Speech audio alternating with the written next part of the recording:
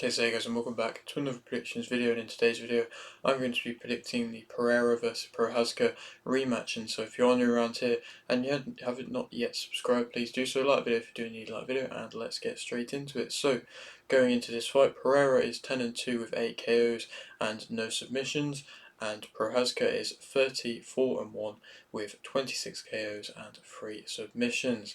This fight is for the UFC light heavyweight title. Pereira's last fight was a win via KO in round 1 versus Hill, and Prochazka's last fight was a win via KO in round 2 versus Rekic. This is both fighters coming in on short notice. Pereira is 36 and Prochazka is 31. Their last fight ended in Pereira winning via KO in round 2 back in 2023, so just last year.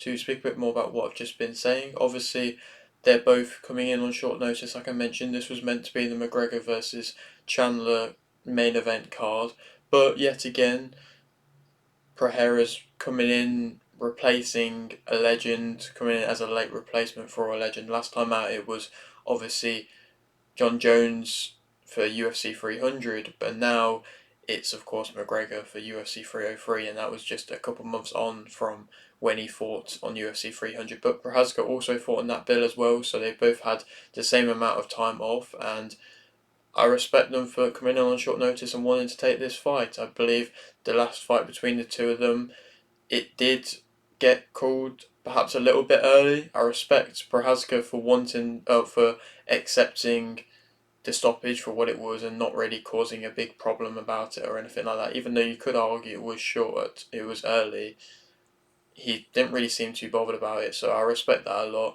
Pereira, I also respect as well, because he could have, to be honest, he could have gone up into heavyweight after this, but he saw that the Prochazka fight had a little bit of doubt about it, and people were perhaps that was the main fight in which he's had, obviously other than the Adesanya one where he looked vulnerable and didn't look perhaps the best he could have looked. Obviously he managed to get a nice victory, but it was shadowed by the controversy of the stoppage, of as it was seen as controversial. And so I respect him for wanting to come and try and not avenge it, but just make it look even better than what he did in the first time. And he is on such a good run already.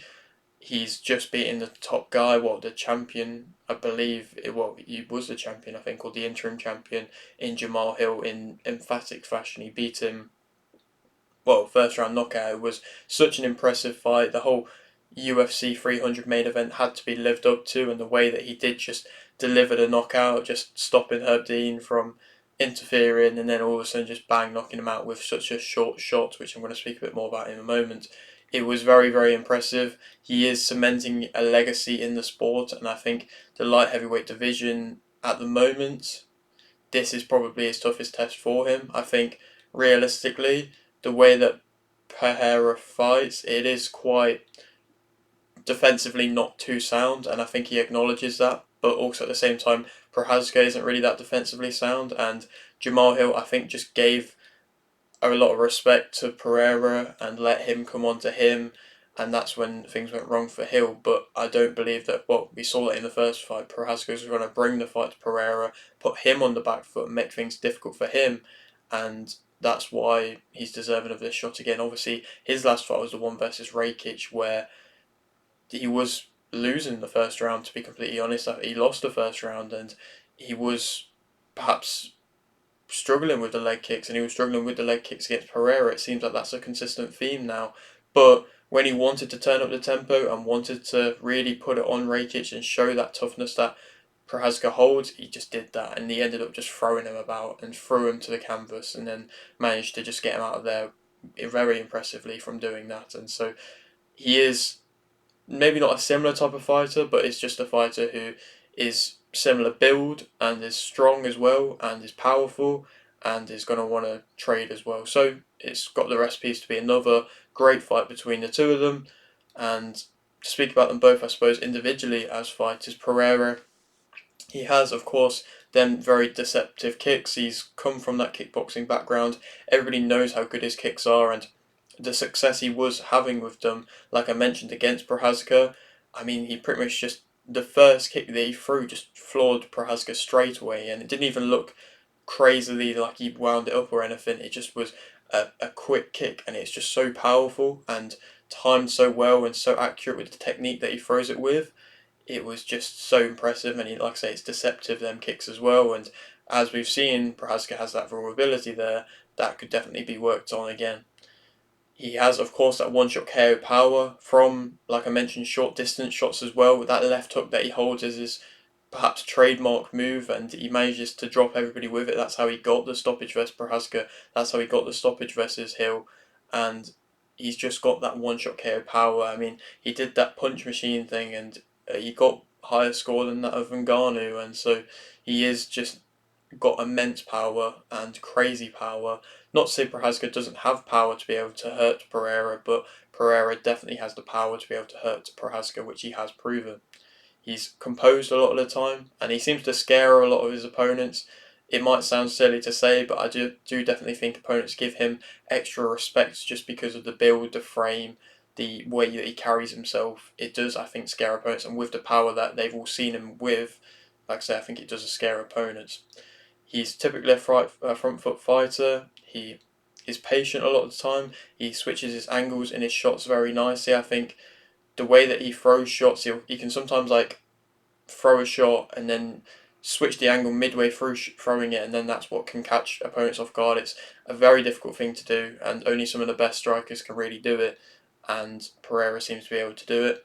He's accurate. He's got a good stab and jab, which he likes to go to the body well with. When he fought Strickland, he was going to the body well with that, and then found the opening up to the top when he went for that big shot against Strickland. He's a short distance. Well, like I say, he's got them short distance shots. He's good at planting his feet. He's got a sharp left hook, like I mentioned, that trademark move. He finds what works and can stick to that quite consistently, like them leg kicks that he was going up against when he was facing Prochazka. He was just consistently throwing them out and, like I say, finding what worked. Negatives about him, obviously, he stands upright, his chin's in the air quite a lot of the time, so he can definitely get caught with shots. He hasn't really got too much defensive movement in general.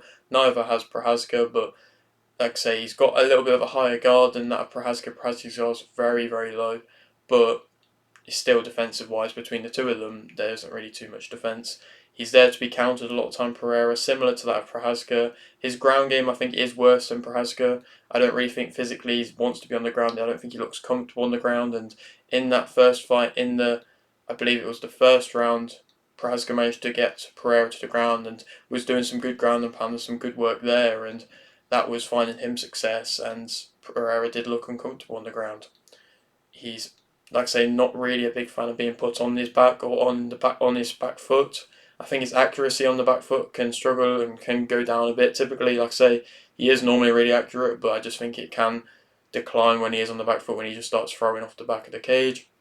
He's not overly fast. I think he is slower than Prochazka. He can be outworked a little bit at times, and he is, of course, flat-footed in his movement, so I don't think his footwork is anything crazy in general, even on the front foot.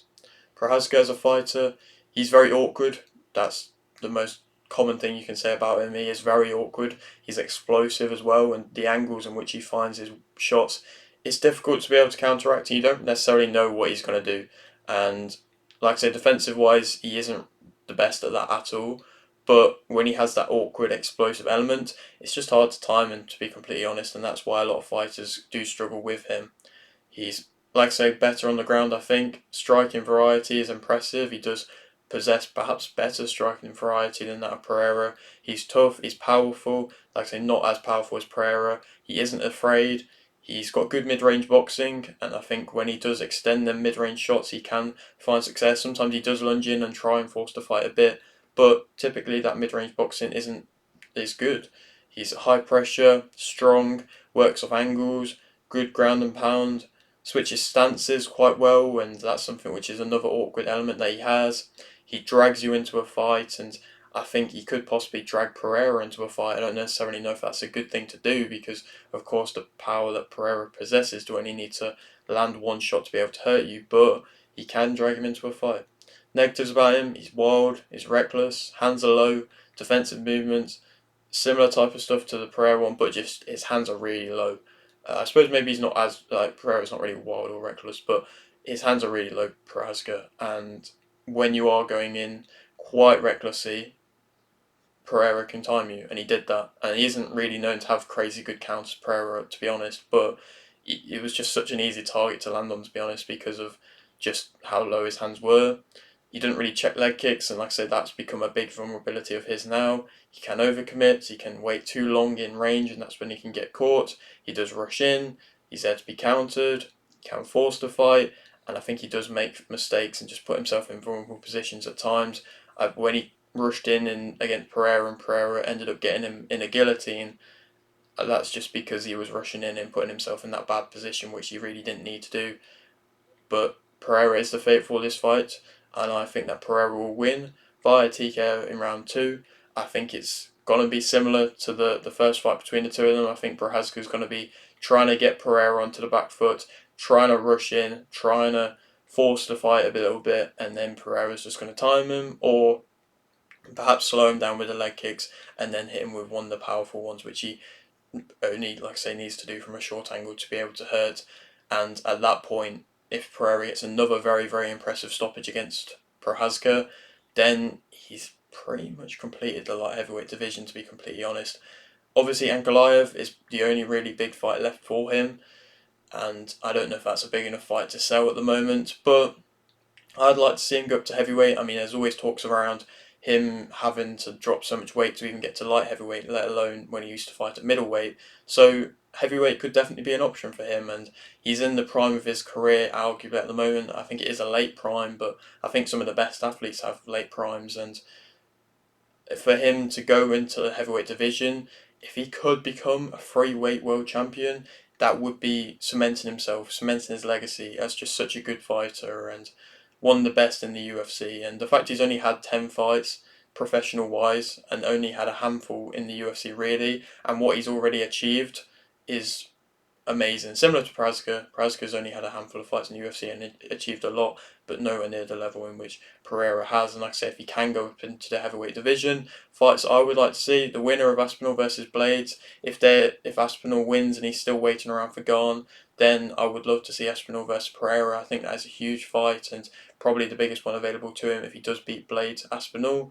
Or Volkov. Volkov's another option as well. I don't necessarily think Garn would fight Pereira, and Jones is obviously still doing everything with Miocic from the seams of it. So Volkov is the next best option, and he's on the biggest win streak, heavyweight win streak at the moment in the UFC currently. So why not? He's coming off a nice win versus Pavlovich, and Pavlovich is somebody who's known to possess a lot of power as well, and he seemed to nullify that problem, that threat.